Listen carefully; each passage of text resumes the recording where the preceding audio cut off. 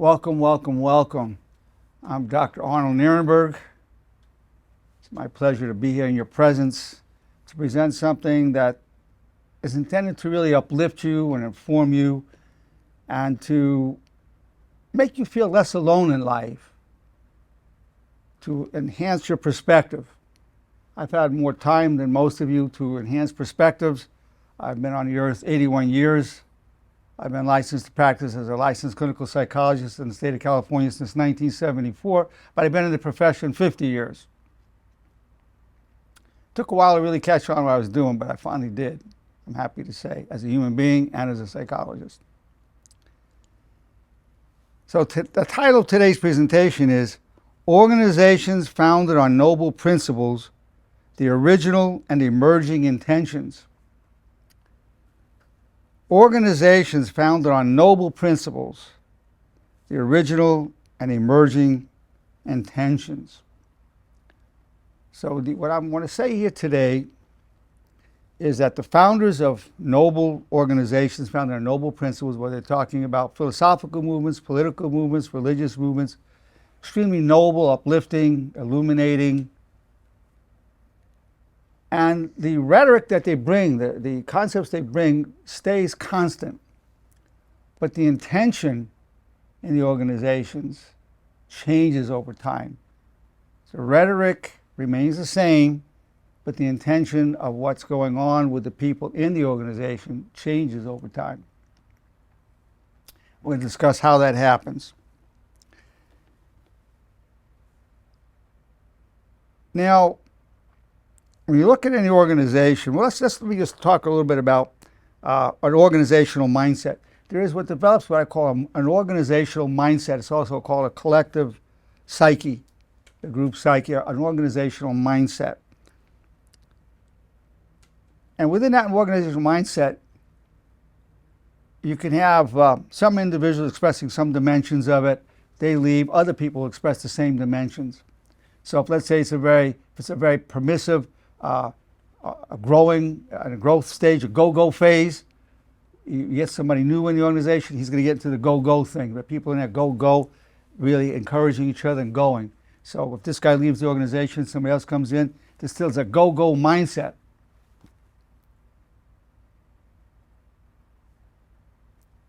In the beginning stages of religious organizations, there's a go-go mindset to really live the life, die for the principles, tremendous sincerity, recite the religious teachings of whatever religion it is, and live it. It usually starts off very sincerely and is costly. It usually has a revolutionary, upsetting, disturbing quality to society, to uplift and illumine the world. Let's look at the example of political organizations, all of which people who are elected to politics, they're called public servants. So when nations start and political machinery just begins, there's a desire to serve the public servants.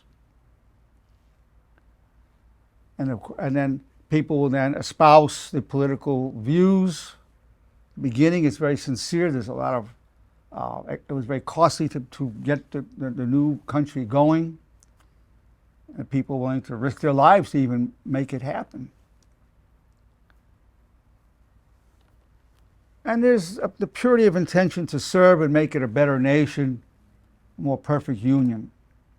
That's there. All nations that we're talking particularly about a democratically oriented nation. Now the intention emerges. So the original intention of the politician is to serve the people. The emerging intention of the politician, serve the people, they're still there in them. But a very big intention that emerges is staying in power, getting reelected. Even if it involves passing legislation that's not in keeping with the original intention, staying in power. So it becomes to some extent corrupted, although they're espousing wonderful, wonderful principles. The original principles that were there that the founding fathers developed. But and we're not talking about, it doesn't matter which political party we're talking about, the intention shifts to staying in power and getting reelected. Now you may have, let's look at it on a day-to-day business organization. You may have a trucking company, transportation company founded by a family. They care about the workers and the safety of the workers. That's primary. They love the people. It's like a family to them. And the company grows, it prospers. Let's say the owners sell it or die, and it becomes a publicly traded company. Now, so they still espouse the same thing, safety, we care about our employees, but the intention shifts to serving the shareholders. So the intention then is profit at all costs, the bottom line only.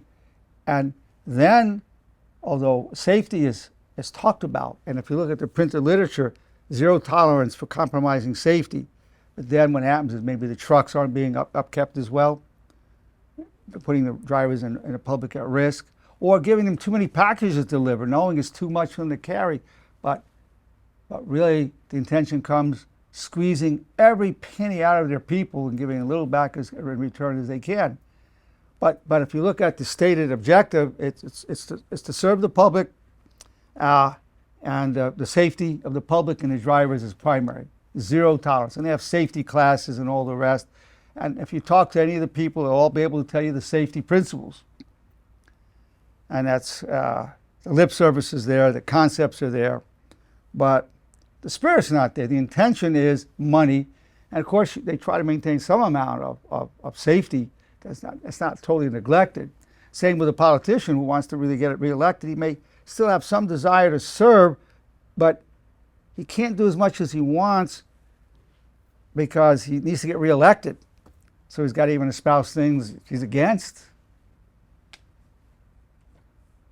because then the intention comes to staying in power to get reelected. Then you have religious organizations where you have the teachings are love, unity, and it was founded on beautiful principles. And those principles are taught throughout hundreds of years, thousands of years. But the intention shifts.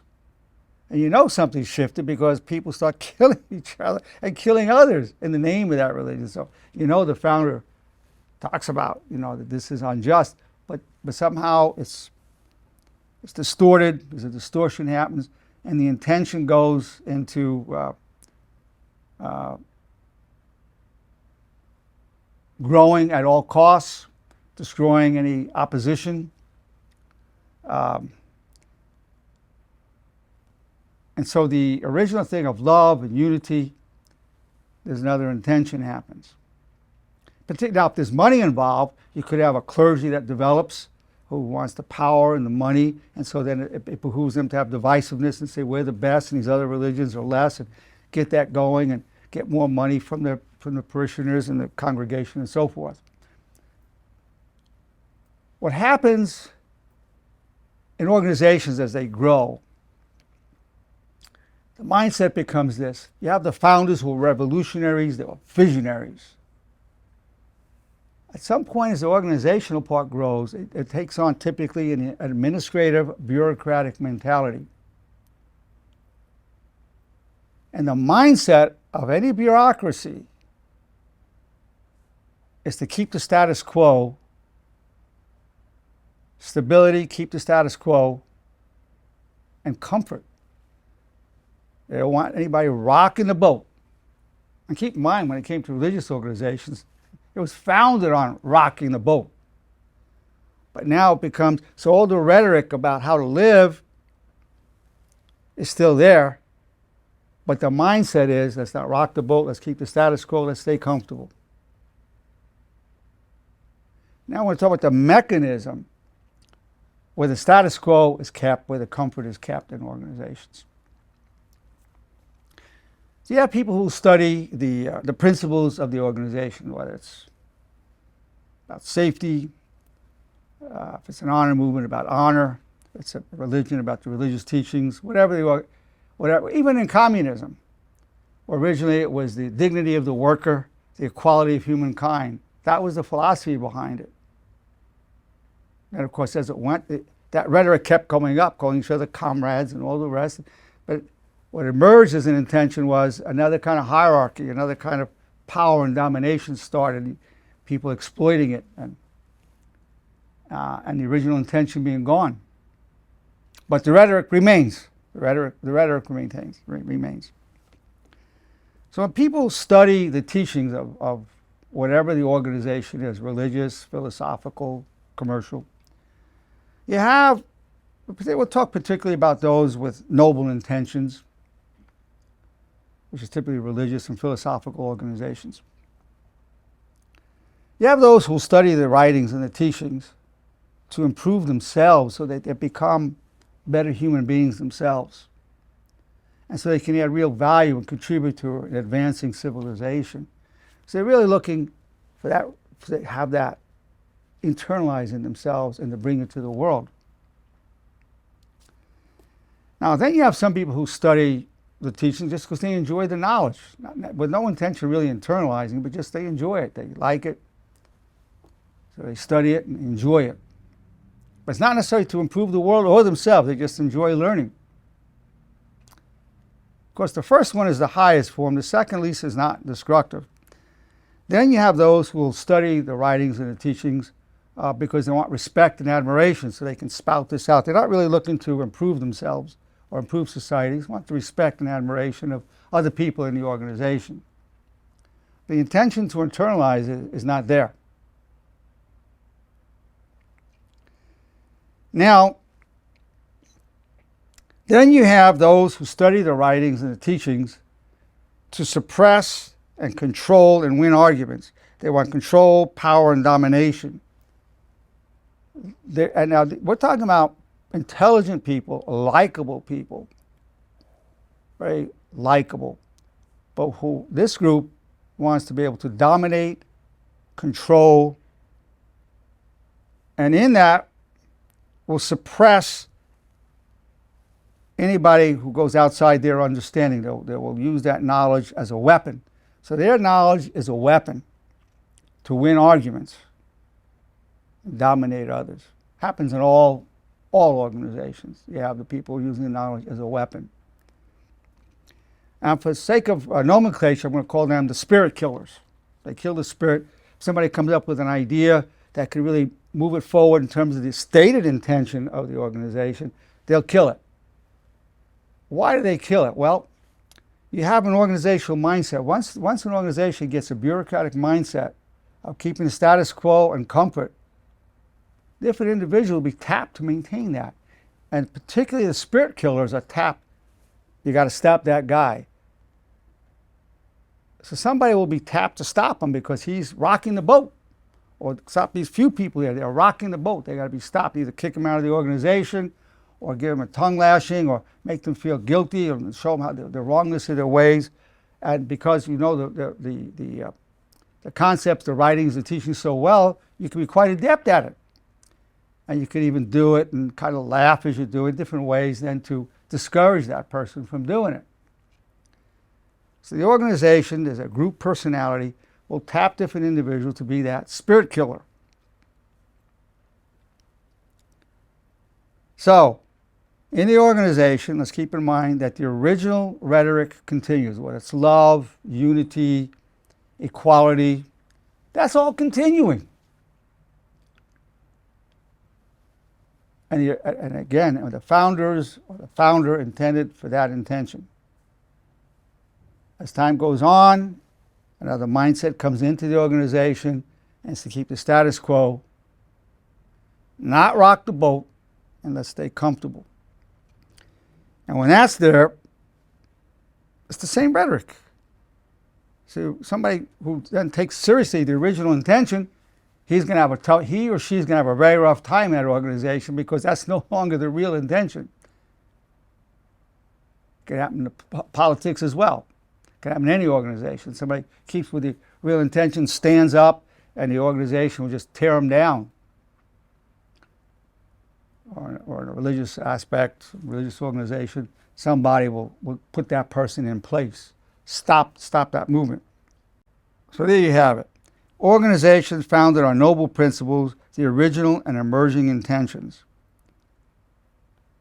See it in politics, religion, business, where you have the inception, the go-go phase, the vision.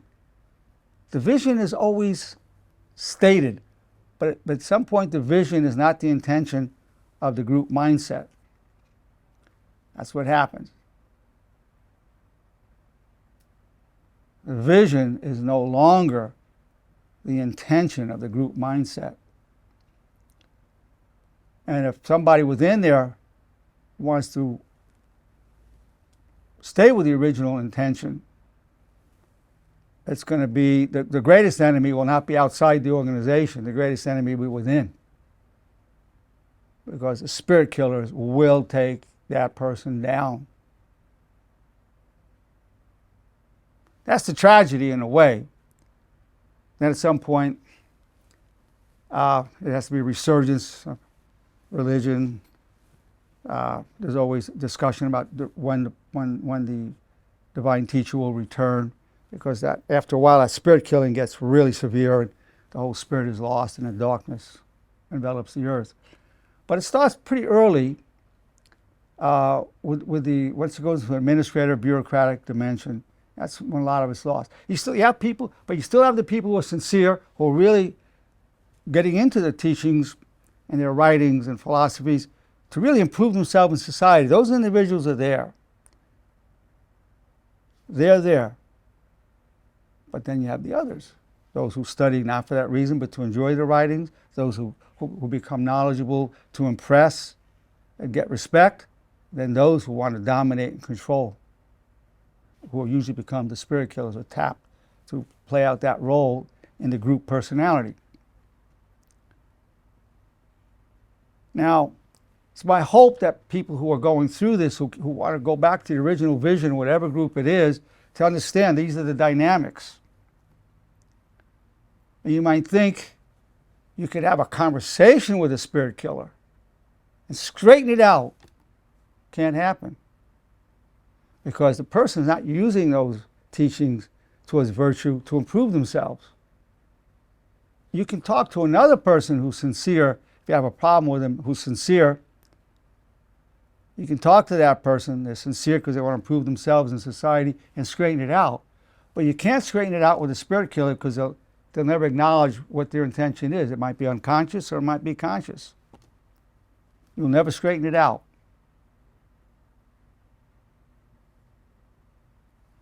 Because what the intention is.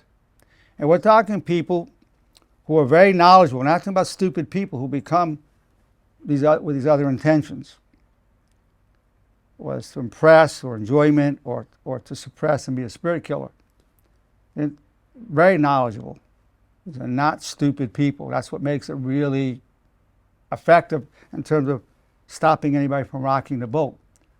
And that will stultify any group. And it's happening. It's on a mass scale.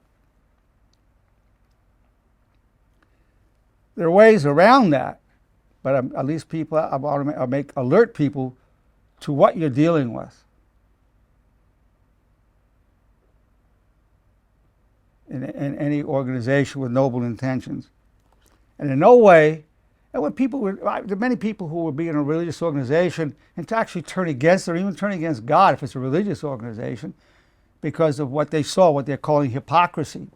Well, the hypocrisy was really from the ones who were knowledgeable, who were using it for other than lofty aims for their own personal gain.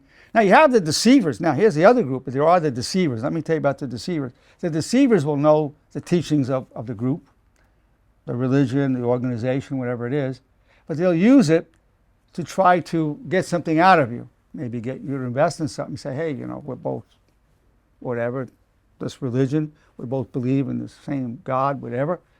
I've got this thing going on, would you like to invest? Now you have many people, many people who sincerely believe in God. But you have people who use God as a shield, and some of the God talkers will really use it to manipulate and deceive it and get people to put money in. That happens all the time. So that's another group, the deceivers. And the people get the wrong idea that the religion is somehow wrong or fake, or this type of thing. No, you just have these individuals, the deceivers, the people who enjoy it, the sincere ones, the ones who impress, and the ones to suppress, the spirit killers. You've got those 5 intentions going on. And the group is already moved towards a bureaucratic mindset of comfort and status quo. I share this with you because I don't want you to feel discouraged from your beliefs or your commitment to the divine principles or to the lofty and noble goals. But when you run into this, you need to understand the 5 types that I've talked about when they're studying the teachings, the writings, scripture, whatever you want to call it. You need to know that's there. And all groups, I don't care what the group is, without exception, any group with a noble intention, any movement with a noble intention, will eventually run into these dynamics. They like to have a board of directors, they have some kind of organization, that's what creeps in.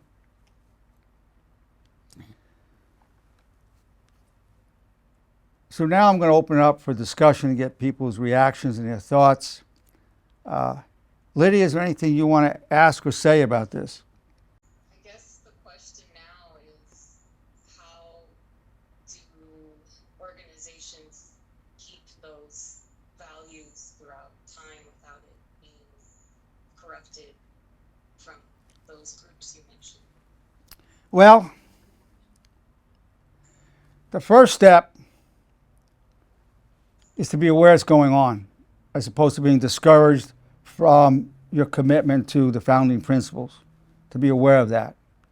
The awareness itself, you can stay active within the organization, but you may have to find some kindred spirits, or may need some kind of resurgence within the organization.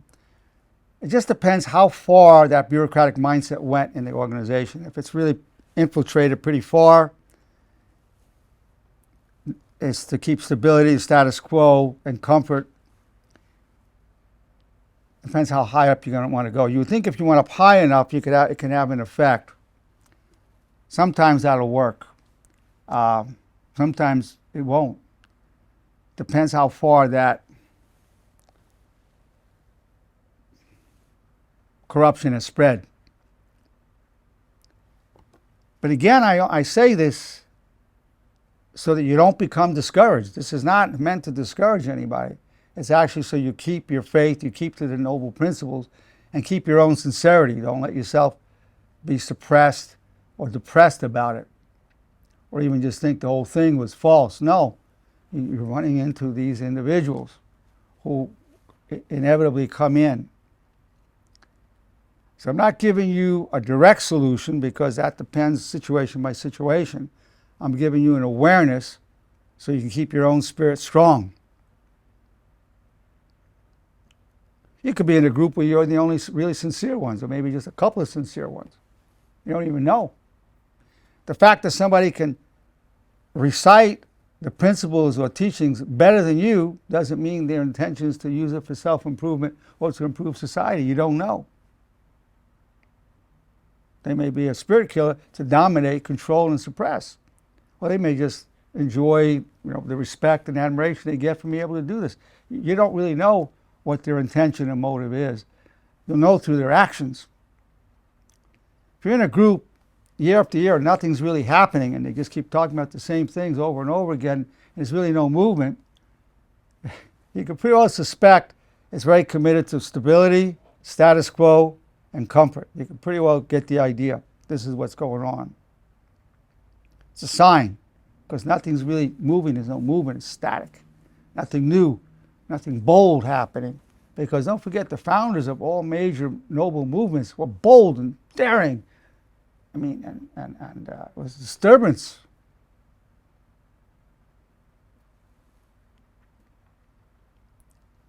I remember meeting a minister, a big congregation. He said to me, if a minister's not in trouble with his congregation, he's not doing his job.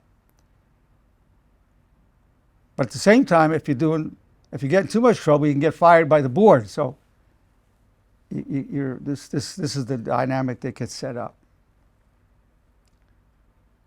Again, it's to encourage you to stay firm in your noble intentions and not to be discouraged by these other individuals. That's the best I can tell you right now. There's no simple, well, this is what you do, step 1 and 2. No, preserve yourself, find some others who are also like-minded, and encourage each other, and then do what you can for each other and for society and for the organization if you can. My dear goddaughter Tracy, what are your thoughts and reactions? Well, I was thinking about what you said when you said discouraging others from belief, or having a spirit killer or a dream killer. It makes me think of a story or a scenario where there's a child's dream, or a child paints a picture in their head when they're younger. I want to live in this type of house and have this type of job and have a family and then the older the child gets, the smaller their picture gets, and it's not as beautiful, and it's because maybe someone is discouraging them from their beliefs of how great their life could actually be, or kind of killing their spirit, like, no, you don't want to do that because A, B, and C. And it makes their giant picture just shrink smaller and smaller and smaller. That dynamic goes on even outside of organizations. Spirit killers just are out to discourage the naysayers, whatever greatness you aspire to, dealing with the naysayers. In fact, there are people who don't even want to tell people their dreams because they don't want them trying to suppress it. Right. So I was thinking with the discouraging the belief, and when you're saying trying to stand firm in whatever organization you're in, but even just as a person, whatever you believe, and you have those spirit killers, it brings me to what I've learned with the honor movement. First, the bridge. What's the most honorable thing to think, say, and do? Well, first of all, I need to stop my thoughts from thinking, because I don't want to implode or explode. So I need to keep my cool until I can reassess what is happening. Exactly. You don't want to get into a fight with that person. You don't want to get into an argument and something that's destructive. Right. Right. And then, as far as speaking with a dream or a spirit killer,